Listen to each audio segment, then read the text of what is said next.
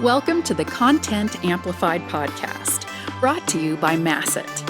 Our goal is to help you get more from your marketing content. Each episode is a 10 to 15 minute interview with industry experts that share amazing insights to help you squeeze as much juice from your content as you possibly can. Here's today's interview. Welcome back to another episode of Content Amplified. Today, I'm joined by Sarah. Sarah, welcome to the show. Hey, Ben. Thanks for having me. Appreciate you being on here and taking the time. Sarah, before we dive into the subject today, maybe catch us up a little bit on your background, just who you are, some work experience, and really what you're passionate about with marketing. I think it'll play a really big role in today's discussion and the subject and your background around it. So mind sharing a little bit about yourself? I have worked in B2B SaaS for just over 10 years. I started my career writing Google ads and blog posts back in 2012, right? So it's like the peak of performance and content marketing. I drank all the HubSpot Kool-Aid, but inbound marketing, content marketing. And I was really passionate about it. I love writing. But early in my career, I was working for a marketing agency and just churning out like 10 to 15 blog posts a week. And I got burnt out on that pretty quick. Was like, I want to know how Copy Monkey turns into revenue. So I moved into more of digital marketing, marketing operations, and lead generation. And so for a while, I was pretty successfully running the old school lead gen playbook of I write a nice white paper, I get email addresses, boom, leads. And that started to transition in the last few years, specifically here at Jupiter One, where I'm the director of demand generation and digital marketing, where I think there's been an acknowledgement in our space that that playbook doesn't work anymore. People are tired of giving away their email address for a flimsy ebook. And we have to return to the basics of having persuasive messaging and focusing on brand awareness, brand recall, so that when buyers are in market, they come to you. And so I have been leading that transition at Jupiter One since February of this year, which has been really fun. Okay, what do you do if you abandon MQLs and you stop prioritizing lead gen? And what does it look like to turn that off and then focus on content that people actually want to consume and that actually is persuasive? That's been the journey, and it's been fun. But I think it's kind of a common story, right? Yeah, if you're not making that transition, it's going to be really painful in the next couple of years for you and your business. You mentioned before we came on the show, like the days of these flashy headlines and like 10 cookie recipes. I'm not going to lie, I've gone into those posts and there's like 6 cookies. Like they didn't even care to finish the post. Yeah, it's like the ebook is like the 10 best cookie recipes, and then the recipes are like chocolate chip, oatmeal chocolate chip with nuts, and you're like, wow, okay. Oh yeah, and then half of them are like Betty Crocker food aisle A, just pop it in the oven, like this is the best thing ever. So I love that. I think that the real intent nowadays is I have to create compelling content that's going to be consumed and it's going to build a relationship and trust. That's how I earn people's business. That is the top of the funnel the right way. That's how we have that. But you keep using the word persuasive. And I think this is really important. What do you mean exactly about persuasive, and how can we make our content more persuasive? So this is another important part of my background outside of my professional background. So in high school and college, I was a competitive debater. At one point, I coached high schoolers, but I did competitive team policy, parliamentary debate. And one of the things that they really drill into you in policy debate is how you structure your affirmative case. And I have used and adapted that framework ever since. I mean, in anything as short as a paragraph or an outbound email to full ebooks or even campaign planning, this framework for how I craft a persuasive message is very much in my background and something that I return to a lot. So what do I mean by a persuasive message? What they'll teach you in policy debate is when you have an affirmative case, you're supporting a specific resolution. So in our case, it may have been something like the United States should reform its policy with Russia, right? Something really broad. And your job in your affirmative case is to prove that large statement by focusing on a specific plan. So the structure goes like this. First, you go over the background. So what is the problem? What is going wrong in the status quo? Then you're going to talk about inherency, which this is the trickiest one, but inherency means why is this problem not going away on its own? Then you pivot with the plan. We've talked about the problem, why it's not going away on its own. So what do we do about it? And then the next two pieces are where I think a lot of marketing messaging focuses, which is solvency and advantages. Solvency is how will your plan solve the problem?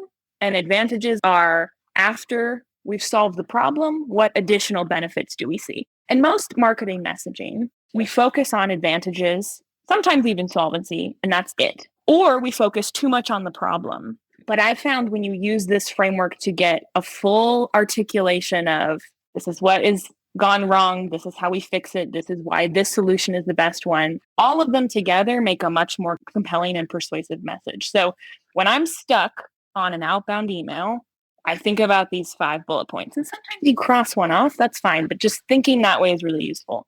When I craft an overall campaign, I want to understand those 5 points first.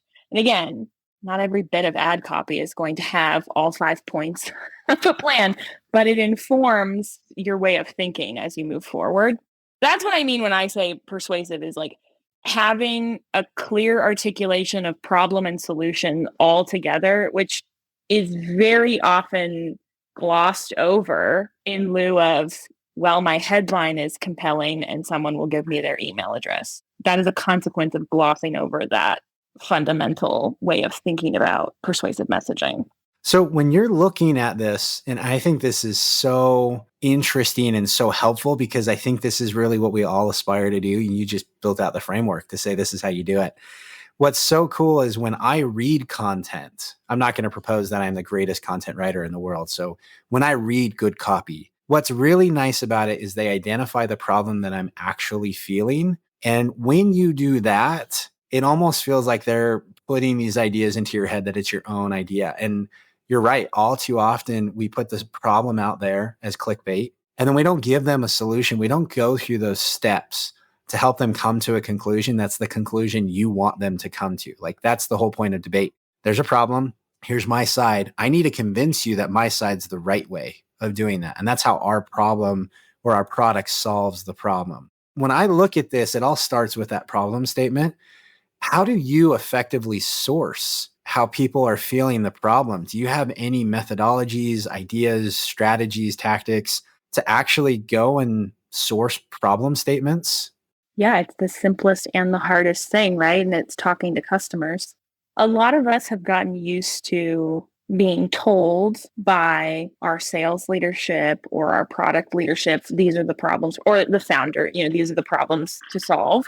There's a big difference, though, in just being told by the rest of the team, these are the problems, and actually talking to customers yourself to understand. And that takes a few forms, right? It can mean something as simple as listening to gong calls that are already recorded in your org, or it can be as advanced as doing sort of interviews that would inform case studies, let's say. I think where you can run into trouble is if you're to ask a customer, what is the problem you were trying to solve? They may not be thinking about it that way, right? So that's where we have to put on our journalist hats and ask more interesting questions. And that's also why I like this framework, where the actual framework is the first point is not the problem. The first point is background. And if you think of it as background and not problem, you'll get to what you're looking for, but it's a more open-minded way of thinking about it. You're just understanding the background of the story. And I think that's less intimidating when you're interviewing somebody and trying to understand, where they came to your product, what they were trying to accomplish, what they care about. But it also broadens your own scope of what you're paying attention to is what is the background knowledge that I need to then move into the rest of this story. So I think that's a more useful way to frame it. That's a great insight, because even when I was recapping, I went straight to problem. And I think that you're right. Yeah, I think you're right that the background is stage one and we skip it. way too often. And I think it's great because it does help you find the real problems. It's almost like taking your kid to the doctor. If they say, well, I hurt, it's like, well, do you hurt here? Do you hurt here? And like, you really have to poke and prod and say, where's the real pain? Because if they just say it, often it's wrong. It's not really something insightful, but as you understand the background, you know where to poke and prod and say, well, how does this work? And how does that make you feel? And is it efficient? How could it be better? And this and that. And you say, okay, here's the insight. You wish you could do this and all of that kind of fun stuff. It's important to remember in this context, of course, that in debate, there are two sides. So, of course, what you're taught to do on the negative side is to attack each of those 5 points. Like, what is misunderstood about the problem, or why is the plan not going to solve that problem? Why are the advantages not that important? Like, you're taught to really focus on each of those. So what that means is to craft an persuasive message, you need to answer each of those 5 points, and then you need to return and back them up with evidence. And so as a marketer, starting with that framework so that you don't have a blank page, you kind of know what you need to prove, but then going back and asking for the quotes that support the background and inherency, for articulating what the solution is really effectively, for understanding, not just the advantages that you say your product delivers, but what your customers say, backing that up with case studies and customer quotes and ROI data. It gives you a way to see, if you outline it out and then you outline your points of evidence, you can pretty quickly identify where the gaps are and go, oh, these are the conversations I need to be having. This is the type of content I need to be producing, whether internal or external.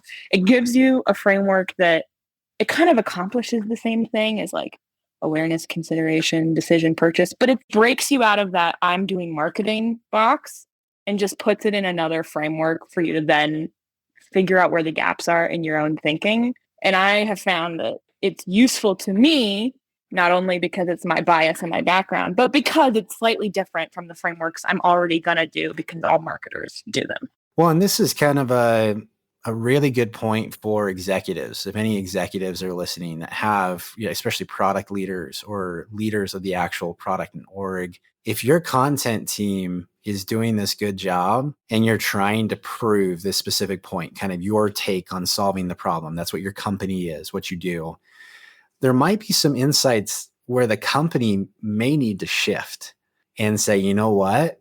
You understand the background better than I do. And the argument we've been making doesn't ring true. It's not just that your content isn't persuasive enough. Your argument sucks because our product sucks, because our approach is wrong. And at a certain point in time, I think we stop listening to that and making those shifts. This is where the lean startup philosophy all came from, and the mom test and all of those things. But it's one interesting thing I would say, especially if you're using Sarah's framework, those writers should regularly present in like executive meetings to say, hey, by the way, this is the narrative, and the narrative doesn't work anymore. And it does. And this argument does and doesn't. Maybe we should change our philosophy as a business because this is what resonates with people. And I think that there's something to be said there where we often don't look at that. And it would be really refreshing to have a business do that. Well, Sarah, thank you so much. As promised, the time goes by really, really quickly. One thing I'd love, if anyone wants to continue the conversation with you, how can they connect with you online? What's the best way to reach out? I am at Sarah Hartland on LinkedIn. That's a great place to find me. If anyone's going to be at Cyber Marketing Conference, I'll be there and speaking there as well. Anything in the Cybersecurity Marketing Society, you can find me there anytime as well. Awesome. Perfect. We'll link to Sarah's profile in the show notes, and good luck with the speech at the convention. I'm sure it'll be interesting. If you share it online, tag us. We'd love to repost it to our audience. But Sarah, thank you so much for being on the show today. Thanks, Ben. It's been fun. Thank you for listening to the Content Amplified podcast. Please subscribe and leave us a review. And for additional ways to get more out of your content, visit our website at getmasset.com. That's getmasset.com. And tune in next time to the Content Amplified podcast.